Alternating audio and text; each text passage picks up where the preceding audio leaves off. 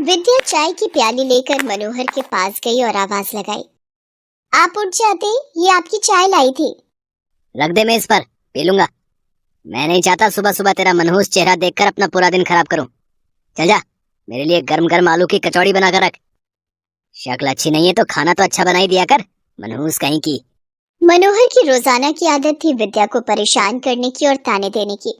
विद्या देखने में एक सीधी सादी साधारण सी महिला थी। बहुत ज्यादा ऊपरी सुंदरता नहीं कह सकते, पर उसका मन बहुत सुंदर था। वो कभी भी मनोहर की बातों का बुरा नहीं मानती थी, बल्कि कहीं ना कहीं वो अपने अंदर ही दोष ढूंढती थी। इसका भी एक कारण था कि शादी के 15 साल बाद भी विद्या मां नहीं बन पाई थी। मनोहर का विद्या के प्रति नफरत का एक ये कारण भी था।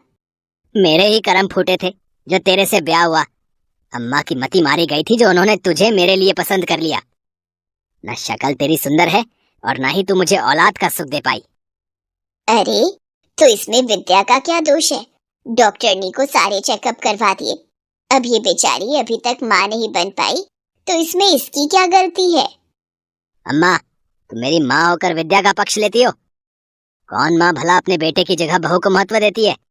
आखिर कौन से लाल लगे हैं इसमें जो इस पर इतना प्यार उड़ेलती रहती हो? विद्या को तेरे बापू बहू ने ही अपनी बेटी बनाकर लेकर आए थे, उसे हर वक्त कोसना बंद कर। मनोहर गुस्से में पैर पटकता हुआ चला जाता है। विद्या रोने लगती है। उसकी सास कांता उसे चुप कराती है। अम्मा, मैं क्या करूं? मैं मां नहीं बन पाई। मैं कैसी बहू हूं जो इस परिवार को कोई सुख नहीं दे पाई। वही गांव में मनोहर का एक दोस्त बिरजू रहता था। मनोहर घर से जब भी गुस्से में निकलता तो बिरजू के घर जाकर बैठ जाता। क्या हुआ? इतना गुस्से में क्यों है? वही यार, रोज सुबह सुबह उस मनहूस विद्या का चेहरा देख देख कर मैं तंग आ गया हूँ। समझ नहीं आता क्या करूं। बापू और अम्मा ने जबरदस्ती ब्याह कर दिया उसका मेरे साथ, जिसकी सजा अब मैं भुगत रहा हूँ। ना उसकी शक्ल है ना वो माँ बन सकती है। ऊपर से अम्मा उसे और सिर पर चढ़ाकर बैठी है। जीजा जी, ये भाभी ने चाय भिजवाई है। अरे सीमा, तू क्यों लाई ये चाय? तेरी भाभी कहाँ है? जीजा जी, वो मुन्ना को नहला रही है, इसलिए उन्होंने बोला कि मैं आपको चाय पहुंचा दूं। सीमा की सुंदरता को देखकर मनोहर मंत्रमुग्ध हो जाता है और सीमा को लगातार देखता रहता है। मनोहर, ओ मनोहर, कहाँ खो गया? ये ले चाय पी ले। ये कौन है बिरजू? इसे पहले तो कभी नहीं देखा। ये मेरी साली है, कल ही शहर से आई है, 10वीं पास है। सीमा को देखकर मनोहर के मन में न जाने कौन कौन से ख्याल आने लगते हैं। अब वो रोजाना ही किसी न किसी बहाने बिरजू के घर आ जाता था और जानबूझकर धीरे धीरे वो सीमा को अपनी तरफ आकर्षित करने लगा। सीमा, तुम देखने में बहुत खूबसूरत हो। तुम्हारी आंखें, तुम्हारे बाल सचमुच बहुत खूबसूरत हैं। आप तो मेरी यूं ही मुफ्त की तारीफ करते रहते हो।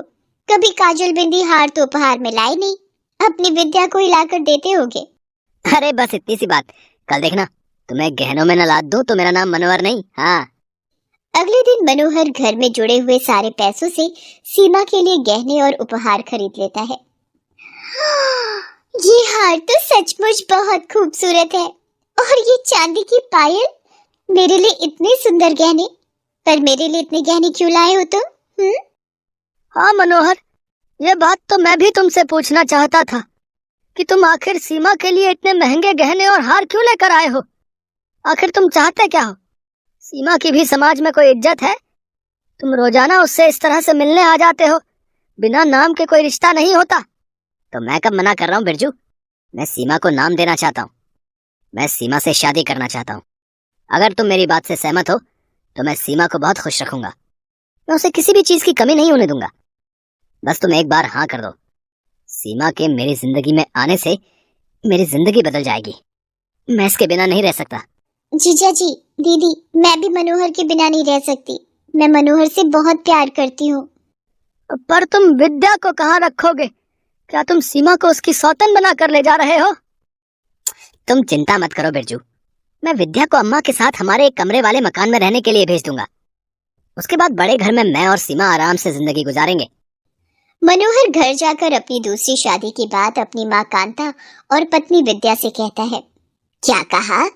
तू विद्या की सौतन लेकर आएगा? तू दूसरी शादी का नाम अपने दिमाग में कैसे ला सकता है? विद्या ने तेरे लिए क्या नहीं किया। 15 साल उसने तेरे नाम कर दिए। तेरी एक आवाज में सब कुछ करती है। और जो तू पैसे उस सीमा पर उड़ा रहा है ना, वो सब तेरे साथ खेतों में मेहनत करके विद्या ने ही जोड़े हैं। समय पर फसल की देखभाल करना, समय पर फसल को पानी देना, सारा दिन खेतों में तेरे साथ वो काम करती है, साथ साथ घर भी संभालती है। फिर भी तुझे शर्म नहीं आती? तू एक कल की आई लड़की की सुंदरता को देखकर उस पर मोहित हो गया और उसे विद्या की सौतन बनाकर घर ला रहा है। अम्मा, अपने आप को संभालो, तुम्हारी तबीयत खराब हो जाएगी। तू ला तो रहा है उसे ब्याह कर, पर देख लियो, एक दिन तू खुद पछताएगा। मनोहर सीमा से शादी कर लेता है और उसके आते ही, अम्मा देखो, सीमा नहीं चाहती कि वो विद्या के साथ रहे, इसलिए मैं चाहता हूँ कि तुम और विद्या वो सामने वाले छोटे कमरे में रहना शुरू कर दो। और हाँ, खर्चा पानी तो मैं तुम्हें दे नहीं पाऊंगा। वो छोटा जमीन का टुकड़ा तुम अपने पास ही रख लो। विद्या, उस पर खेती बाड़ी करके तुम अपना और माँ का गुजारा कर लेना, ठीक है? ताकि हमें भी कोई परेशानी ना हो और तुम्हें भी। देखो जी, जल्दी जल्दी जितना भी कूड़ा कचरा है घर से बाहर फेंक दो। मेरे से ये बदबू और बर्दाश्त नहीं हो रही है। मनोहर, तेरी बीवी हमें कूड़ा कचरा बोल रही है और तू चुपचाप सुन रहा है। अम्मा, चलो हम वहां चलकर रह लेंगे, बेकार में अपना खून मत जलाओ। विद्या और कांता घर के सामने बने एक छोटे कमरे में रहने लगती हैं। सीमा को तो फिजूल खर्ची की आदत थी, क्योंकि वो शहर की रहने वाली थी, इसलिए वो रोजाना मनोहर को शहर घूमने के लिए ले जाती थी। तुमने तो कहा था कि तुम मेरे लिए पिक्चर की 2 टिकट लेकर आओगे। किसी भी तरह मुझे वो पिक्चर देखनी ही है। मेरी सहेली रूपा ने तो वो पिक्चर कब की देख ली। ये देखो मेरे हाथ में क्या है। अरे, ये तो शहर के सबसे बड़े सिनेमा हॉल की टिकट है। ये तो बड़ी महंगी आई होगी। अरे तुम्हारे सामने ये पिक्चर की टिकट महंगी क्या और सस्ती क्या? तुमने मुझे बोला तो मैं ले आया। ऐसे ही मनोहर रोजाना सीमा को घुमाने ले जाता था। धीरे धीरे समय बीता। सीमा के अब एक बेटा पैदा हो गया था, पर फालतू खर्चों की वजह से मनोहर का काम बिल्कुल खत्म हो गया था। उसने अपना खेत भी बेच दिया था। क्या करूं सीमा, घर का गुजारा कैसे होगा?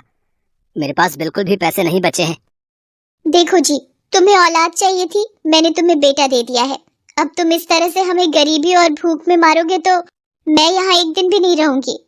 क्या करूं, कहाँ से लाऊं पैसे? सब खत्म हो गया। सीमा भाभी, ओ सीमा भाभी, मनोहर भैया का पैर ट्रैक्टर के पहिए में आ गया, उन्हें अस्पताल ले गए हैं।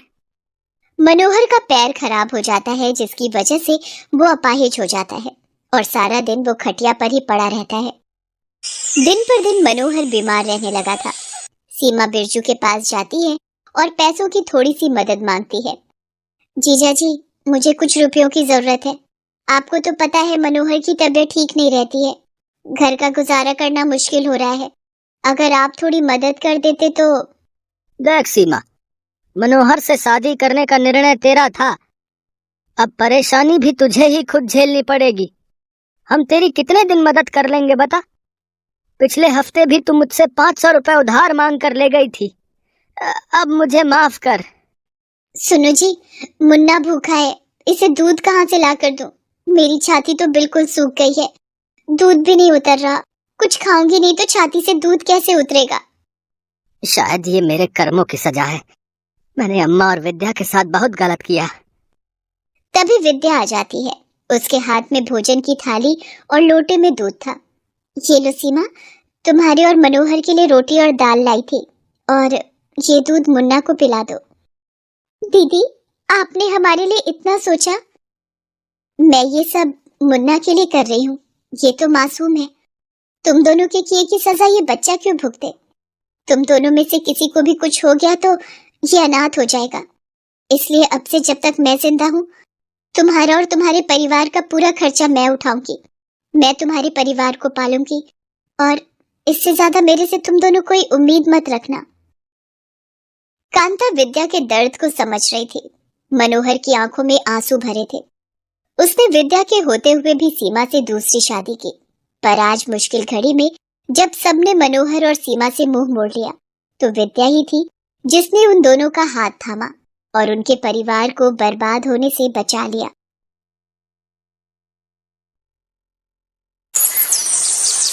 सुहानी, कहाँ हो? जल्दी से मुझे मेरा लैपटॉप दे दो, मुझे ऑफिस के लिए निकलना है। जी जी बस आ गई, ये लो आपका लैपटॉप, और ध्यान से जाना और शाम को जल्दी आ जाना। हाँ हाँ जल्दी आ जाऊंगा, बाय। इतना कहकर गौरव अपनी बीवी सुहानी के माथे पर किस करके दफ्तर के लिए निकल जाता है। उसके जाते ही सुहानी भी घर के कामों में लग जाती है। तभी सुहानी कुछ बेकार सामान रखने के लिए स्टोर रूम में जाती है, जहां उसकी नजर गौरव और नैना की सगाई की पुरानी तस्वीरों पर जाती है। सुहानी उस तस्वीर को उठाकर सोचने लगती है। नैना अपनी बेस्ट फ्रेंड सुहानी को अपने बॉयफ्रेंड गौरव से मिलवाने के लिए रेस्टोरेंट में लाती है। तभी सुहानी नैना से बोलती है, नैना यार कहाँ है तेरा गौरव, जिसके चरणों का प्रकाश अभी तक इस रेस्टोरेंट में नहीं पड़ा? कब से इंतजार कर रहे हैं। अरे आते ही होंगे, थोड़ा सब्र कर ले, मैं कॉल करती हूँ उनको। इतना कहकर नैना जैसे ही गौरव को फोन करने लगती है, तभी गौरव वहाँ पर हाथों में फूलों का गुलदस्ता लेकर आता है और नैना को देते हुए बोलता है, सॉरी सॉरी स्वीट हार्ट, मैं लेट हो गया। रास्ते में कार खराब हो गई थी तो कैब बुक करके आया हूँ, इसीलिए लेट हो गया, सॉरी। इट्स ओके, हम भी अभी आए हैं। झूठ बोल रही है ये, 1 घंटे से वेट कर रहे हैं। सुहानी कुछ भी मत बोल। गौरव, ये मेरी बेस्ट फ्रेंड सुहानी है। हेलो सुहानी। हाय, मुझे भूख लग रही है, कुछ ऑर्डर कर सकते हैं? हाँ हाँ बिल्कुल। इतना कहकर गौरव वेटर को बुलाता है और ऑर्डर देता है। सुहानी को गौरव पहली ही नजर में काफी आकर्षक लगता है। वो नजरें भरकर उसे देखते रह जाती है। कुछ देर बाद खाना खा पी कर सब वापस जाने लगते हैं। तभी गौरव, नैना रुको, जो तुम्हारे लिए लेकर आया था वो देना ही भूल गया।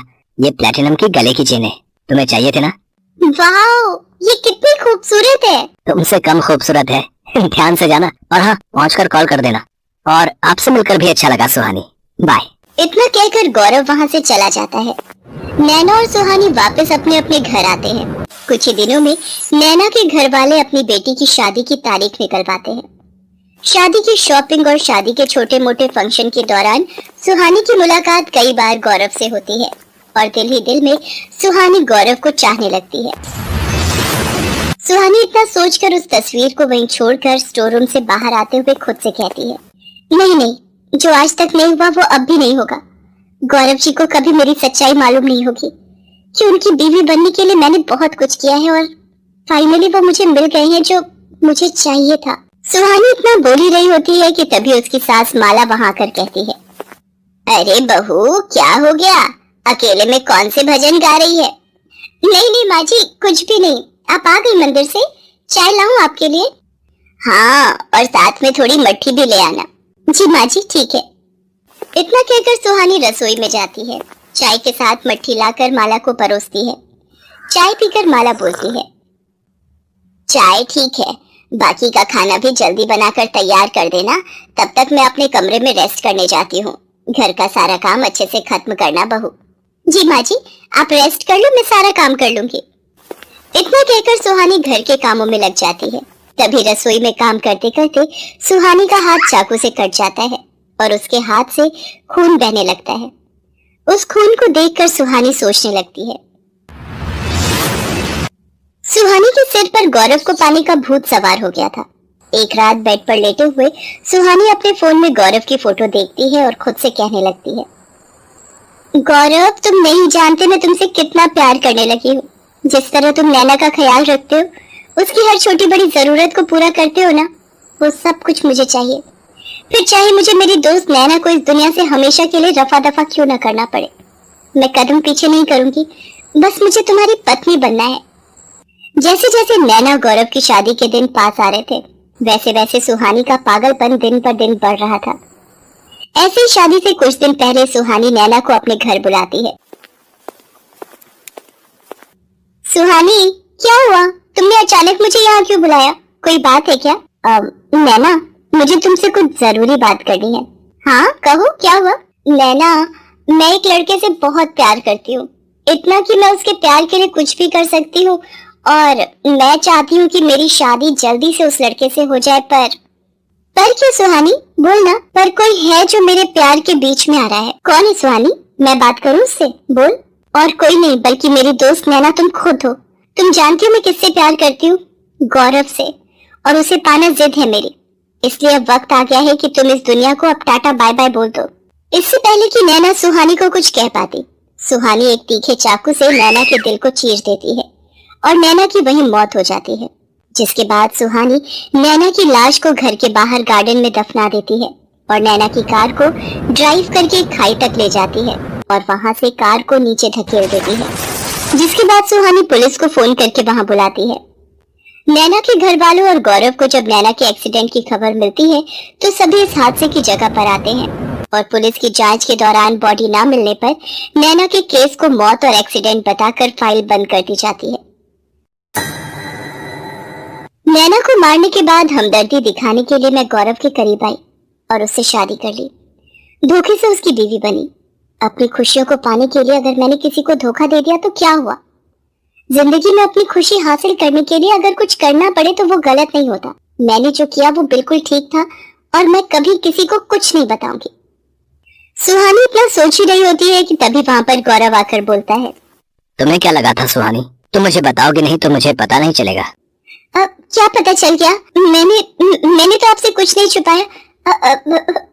आप किस बारे में बात कर रहे हैं?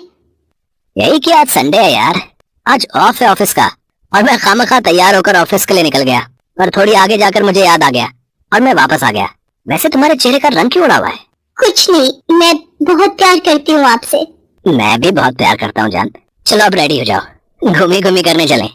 सुहानी जल्दी से तैयार हो जाती है और दोनों घूमने के लिए बाहर चले जाते हैं और सुहानी के धोखे से बनी बीवी होने का सच किसी को पता नहीं चलता। रोहन बेटा, कृष्णा का फोन आ रहा है। बहुत दिनों से उसने एक रिश्ता बताया हुआ है तुम्हारे लिए। ऐसा करते हैं कल चलते हैं। ओफो पापा, इतनी जल्दी भी क्या है? अभी तो मेरी घूमने फिरने की उम्र है। ये शादी के नाम पर बेड़ी से मत बांधिए मुझे। चुप कर जा रोहन, कृष्णा तेरी बड़ी बहन है। उसने कुछ सोच समझ कर ही ये रिश्ता बताया होगा ना। तुझे पता है कानपुर के जाने माने लॉयर हैं लड़की के पापा और लड़की भी लॉ पढ़ रही है। एक बार चल के तू देख तो ले, अगर लड़की पसंद ना आए तुझे तो रहने देंगे, ठीक है? ये सच था कि रोहन फिलहाल शादी नहीं करना चाहता था, लेकिन फिर भी अपने माता पिता के जोर देने पर वो अगले दिन लड़की के घर चला गया। लड़की का नाम कीर्ति था। कीर्ति के पिता कितने बड़े आदमी थे ये उनका घर देखकर ही पता चल रहा था। दीदी यार, ये कहाँ से लेके आई हो? इनकी हैसियत देखकर तो नहीं लगता कि ये हमसे रिश्ता जोड़ेंगे। फालतू में बेइज्जती हो जाएगी। तू चुप कर।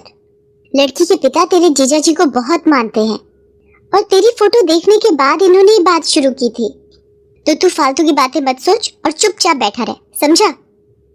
रोहन की बहन कृष्णा बिल्कुल ठीक कह रही थी। असल में रोहन पहली नजर में ही कीर्ति के पिता को पसंद आ गया था और अब बारी कीर्ति को पसंद करने की थी।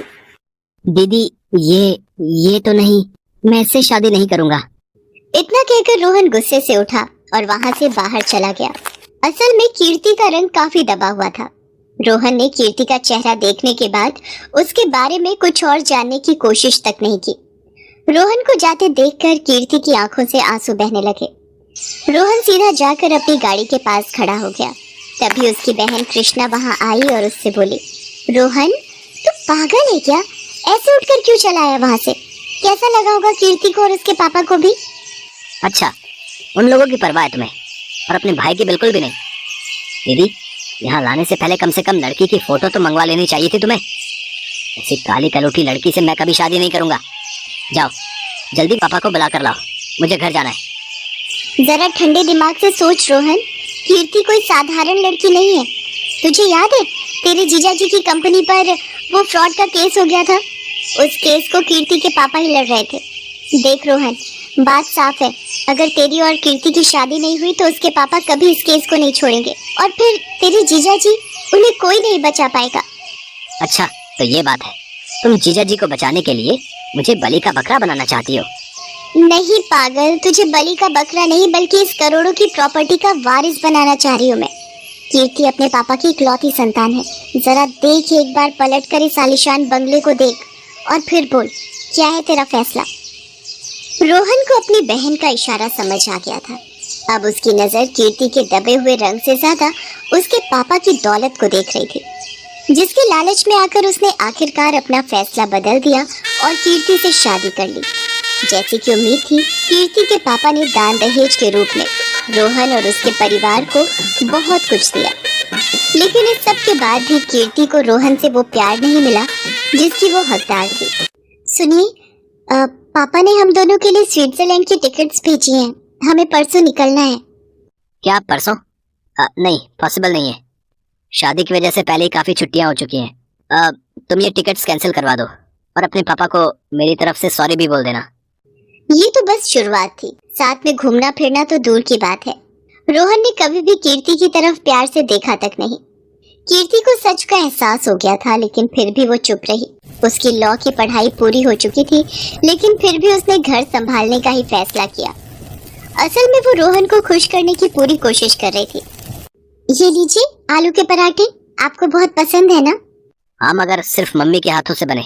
वैसे भी मुझे अभी भूख नहीं है, तुम ये ले जाओ, मैं ऑफिस में कुछ खा लूंगा। एक बार खाकर तो देखिए, मैंने बहुत प्यार से बनाए हैं आपके लिए। उफ, मुझे ये समझ में नहीं आता कि तुम सच में इतनी बेवकूफ हो या बेवकूफ होने का नाटक कर रही हो। तुम्हें समझ में नहीं आता क्या? मुझे ना तुम में इंटरेस्ट है और ना ही तुम्हारे बनाए हुए इस पराठों में।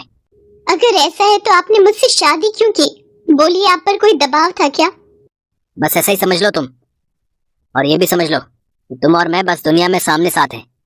असल में ऐसा कभी नहीं होगा। इतना कहकर रोहन वहां से चला गया, लेकिन कीर्ति काफी देर तक वहीं खड़ी रोती रही। उसके सारे सपने पूरी तरह से टूट गए थे।